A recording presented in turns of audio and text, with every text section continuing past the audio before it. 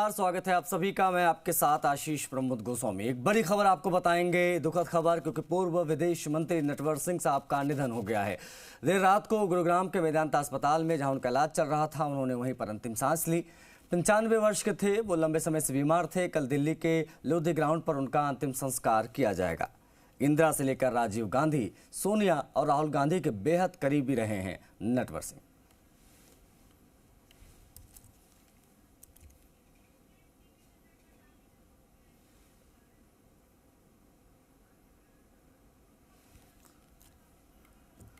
भरतपुर से 2 बार सांसद रहे, पैतृक गांव जघीना में निधन की खबर से शोक की लहर है। पूर्व कांग्रेस सांसद नटवर सिंह तत्कालीन प्रधानमंत्री मनमोहन सिंह के नेतृत्व वाली यूपी 1 सरकार के दौरान भारत के विदेश मंत्री का कार्यभार भी उन्होंने संभाला था। 1984 में पद्म भूषण से भी सम्मानित किए गए थे। नटवर सिंह ने अपनी आत्मकथा autobiography one life is not enough सहित कई किताबें लिखी हैं। नटवर सिंह का जन्म 1929 यानी 1929 में राजस्थान के भरतपुर जिले में हुआ था। नटवर सिंह के बेटे कुंवर जगत सिंह भाजपा से विधायक हैं। सीएम भजनलाल शर्मा ने नटवर सिंह के निधन पर शोक जताया है। वहीं पूर्व विदेश मंत्री कुंवर नटवर सिंह के अंतिम दर्शनों के लिए दिल्ली के छतरपुर स्थित महारानी फार्म हाउस में रखा गया है। बता दें आपको कि बड़ी संख्या में भरतपुर से लोगों के पहुंचने का सिलसिला भी जारी है। पैतृक गांव जघीना में शोक की लहर। देखिए, बड़े नेता रहे हैं, अपने किसी परिचय के मोहताज नहीं नटवर सिंह। जितने बड़े नाम आप देखेंगे, राजीव गांधी से लेकर इंदिरा गांधी से लेकर तमाम सरकारें जो रही हैं, सब में बड़े बड़े पदों पर रहे। 2008 में उन्होंने कांग्रेस छोड़ दिया था। ये भी एक एडिशनल जानकारी आपको दे दें। बता दें आपको कि भरतपुर से 2 बार के सांसद रहे हैं नटवर सिंह, और जब से ये खबर मिली, लोगों को बड़े पैमाने पर लोग पहुँचने लगे हैं।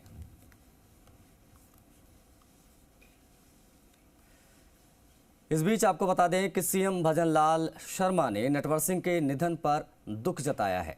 सीएम ने सोशल मीडिया एक्स पर लिखा है कि भारत सरकार में पूर्व विदेश मंत्री पद्म विभूषण से सम्मानित नटवर सिंह जी के निधन का समाचार अत्यंत दुखद है। प्रभु श्री राम जी से प्रार्थना है कि दिवंगत आत्मा को अपने श्री चरणों में स्थान तथा शोकाकुल परिवार को इस दुख की घड़ी में संबल प्रदान करे।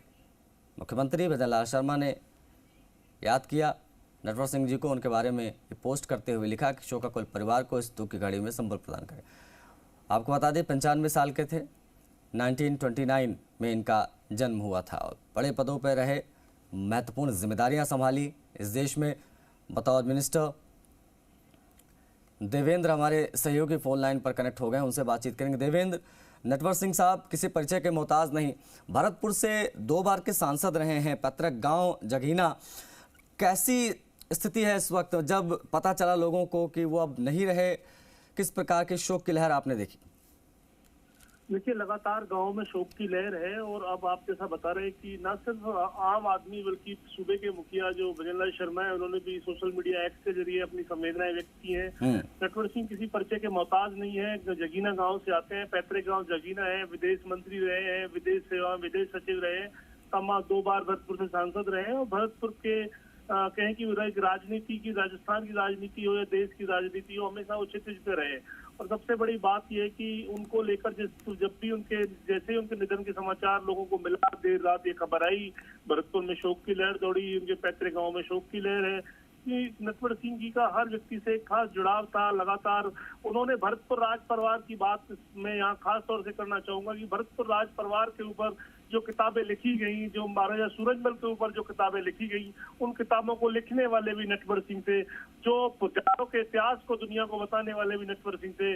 One life is not enough को लिखने वाले भी नटवर सिंह थे। किताबों से उनका एक गहरा नाता था। लगातार एक विद्वान व्यक्ति के रूप में उनकी पहचान थी। चिंतक थे, विचारक थे, लिखने पढ़ने वाले व्यक्ति थे। हमेशा कुछ ना कुछ पॉजिटिव और कंस्ट्रक्टिव सोच रखते थे। और सबसे बड़ी बात यह है कि उन्होंने जो one life is not enough में जो बात लिखी, जो शीर्षक है, वही अपने आप में सब कुछ बताता है। और सबसे बड़ी बात यह है कि जैसे उनके निधन का समाचार मिला तो गाँव में शोक की लहर है। तमाम राजनीतिक जो समाज से जुड़े लोग, सामाजिक क्षेत्र से जुड़े लोग और व्यापारिक संगठन, तमाम लोगों ने अपना गहरी संवेदनाएं उनके प्रति जाहिर की हैं, उनके परिवार के प्रति जाहिर की हैं। और उनके जो भजनलाल सरकार में उनके जो बेटे हैं वो विधायक हैं कुंवर जगत सिंह, उन्होंने वो लगातार जगत सिंह पिछले कुछ दिनों से हम देख रहे थे कि जो सरकारी कार्यक्रम थे, मुख्यमंत्री के कार्यक्रम थे, उनसे भी उन्होंने दूरी बना रखी थी। वजह सिर्फ ये थी कि पिता की सेवा में लगे हुए थे।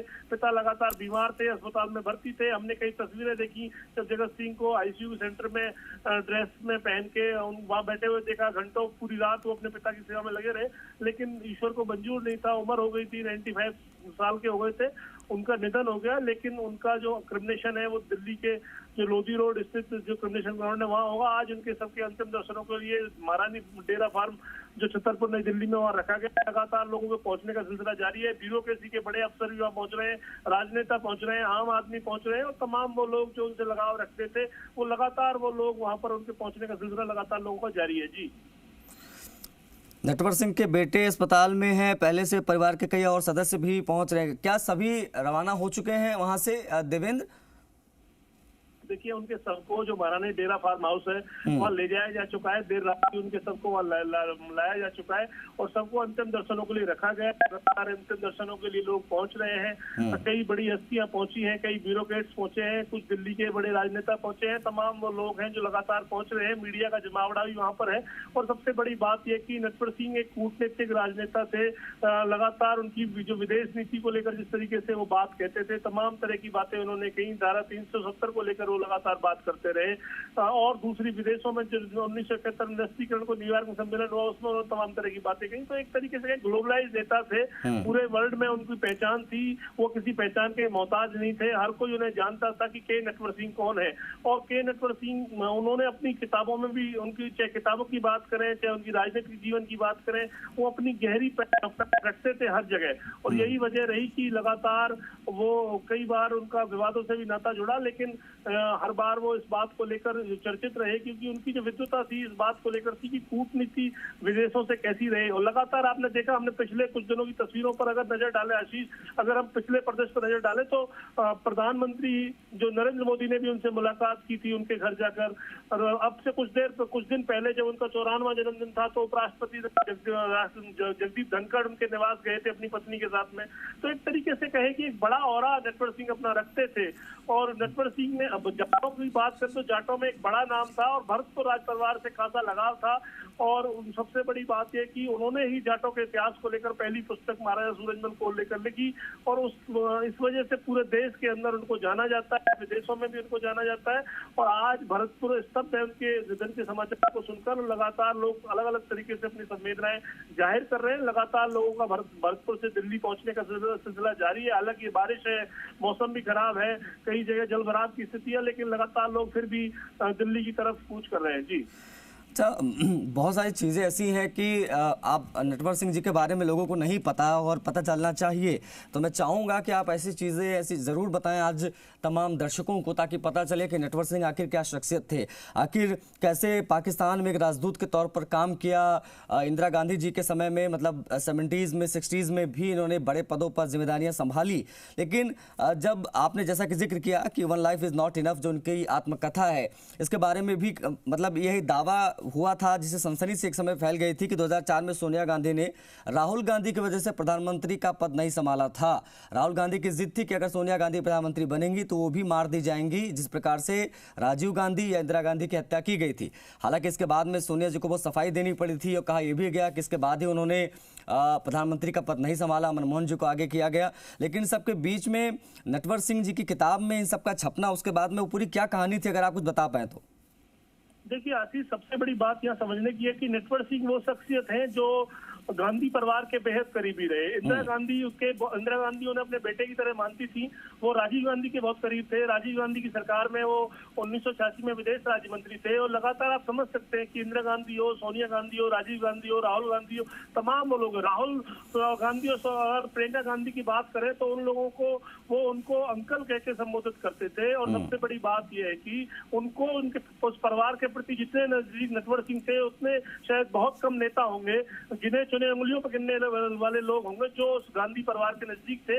अगर उन्होंने अपनी किताब में जो चीजें लिखी तो उनके पीछे कुछ ना कुछ तर्क रहे होंगे, कुछ उनके पास जानकारी रही होंगी, कुछ फैक्ट्स रहे होंगे। उन्हीं फैक्ट्स के आधार पर उन्होंने उन चीजों को लिखा और उन्होंने क्लेम किया। और बाद में सबसे बड़ी बात है कि इसको लेकर कंट्रोवर्सी हुई, लेकिन कंट्रोवर्सी के बाद में भी वो अपनी बात पर अड़िग रहे।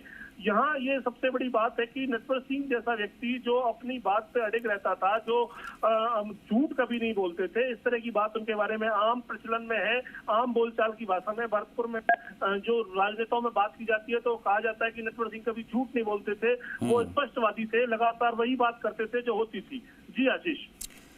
बिल्कुल देवेंद्र, ये अपने आप में आप कह सकते हैं कि बड़ी क्षति है भरतपुर के लिए, क्योंकि देखिए भरतपुर का नाम चर्चा में इसलिए क्योंकि मुख्यमंत्री जो मौजूदा हैं वो भी भरतपुर के हैं और नटवर सिंह साहब जो है वो भरतपुर जिले में ही उनका जन्म हुआ था। और किस प्रकार का क्या बैकग्राउंड रहा है परिवार का, गांव में कैसा क्या माहौल, अगर आप कुछ बता पाएँ तो, पीछे की जानकारी अगर कुछ मिल पाए तो, किस परिवार से आते थे, कैसे यहाँ तक पहुँचे, ज़रा कुछ साझा करें दर्शकों से। देखिए आशीष, सबसे बड़ी बात यह कि मेजर गोविंद सिंह के बेटे थे, सबसे छोटे, 4 भाई थे नटवर सिंह, 4 भाई में सबसे छोटे थे, मां प्रयाग कौर के लाडले थे और उन्होंने शुरू से पढ़ाई में तेज थे।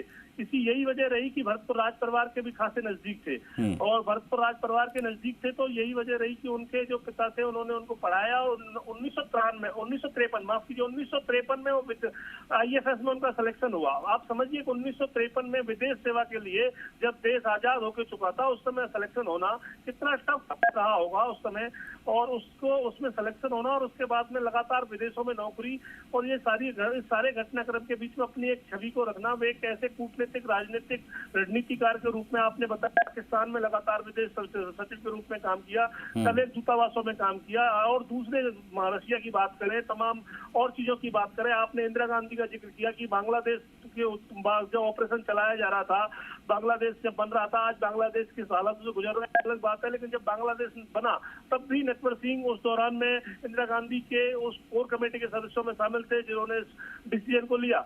और सबसे बड़ी बात यह कि नटवर सिंह ने ये इंदिरा गांधी को ये बताया कि इसका क्या असर पड़ने वाला है और किस तरीके से इन चीजों का असर पड़ेगा। इस तरह की तमाम चीजें हैं। और बैकग्राउंड की बात करें तो परिवार किसान परिवार से आते थे, लेकिन बेहद ही कहें कि बहुत इंटेलिजेंट थे बचपन से ही और पढ़ने लिखने में बहुत तेज थे। यही वजह रही कि विदेश सेवा में सिलेक्शन हुआ और बाद में राजनीति में आए। राजनीति में लाने का श्रेय भी इंदिरा गांधी को ही जाता है। इंदिरा गांधी उन्हें राजनीति में लेके आई, 2 बार भरतपुर से सांसद रहे और विदेश मंत्री रहे और तमाम अन्य जो कांग्रेस के जो संगठन के जो कहें कि तमाम तरीके से वो राजनीति पर एक बड़ा असर रखते थे। चाहे राजस्थान की राजनीति की बात करें, चाहे देश की राजनीति की बात करें, जो कैबिनेट का सफल बनती थी, चाहे वो UPA 1 हो, चाहे UPA 1 में तो वो थे ही, उससे पहले भी जितनी भी सरकारें बनी, उन सरकारों, चाहे नरसिम्हा राव सरकार हो, चाहे तमाम और सरकारें हो, उनमें उनका कुछ ना कुछ इस तरीके से योगदान रहता था कि कहीं ना कहीं वो अपने आप को आइडेंटिफाई करा के रखते थे, क्षितिज पे रहा करते थे, एक तरीके से कहें कि आसमान में हमेशा चमकते रहे। जी बिल्कुल, बहुत शुक्रिया आपका देवेंद्र इन तमाम जानकारियों को साझा करने के लिए। तो गुरुग्राम के मेदांता अस्पताल में देखिए लंबे समय से इलाज चल रहा था, बीमारी से ग्रसित थे, पीड़ित थे और उन्होंने अंतिम सांस ली मेदांता में ही और आज उनका अंतिम संस्कार देर शाम तक किया जाएगा और उनके पार्थिव शरीर को रखा गया है। तमाम नेता पहुंच रहे हैं, तमाम लोग पहुंच रहे हैं, परिवार के सदस्य पहुंच चुके हैं। नटवर सिंह लंबे समय से बीमारी से ग्रसित थे।